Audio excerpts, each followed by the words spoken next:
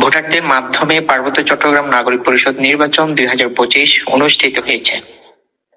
চট্টগ্রাম শহরে অক্সিজেন এলাকায় কেন্দ্রীয় কার্যালয়ে পিসিএনপি এই 2025 সালের কেন্দ্রীয় নেতৃত্ব নির্বাচন শান্তিপূর্ণ উৎসবমুখর পরিবেশে সম্পন্ন করেছে।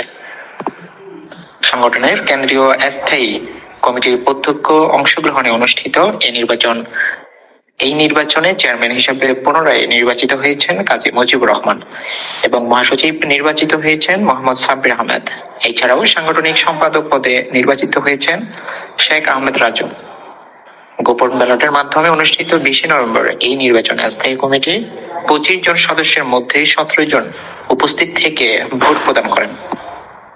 নির্বাচন পরিচালনা করেন স্থায়ী কমিটির সদস্য রাজুল করিম ও অধ্যক্ষ আবু তাহের।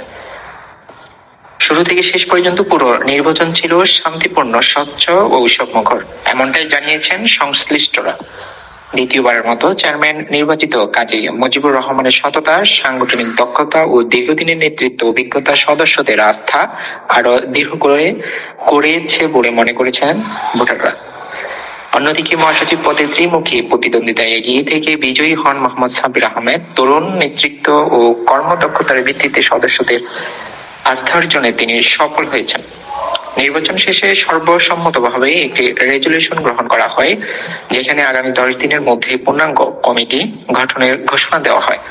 নতুন নেতৃত্ব জানায় সংগঠনের কাঠামো পুনর্বিন্যাস, সদস্যদের সক্ষমতা বৃদ্ধির উদ্যোগ এবং জনসম্পৃক্ততা কার্যক্রম সম্প্রসারণে তাদের অগ্রাধিকার।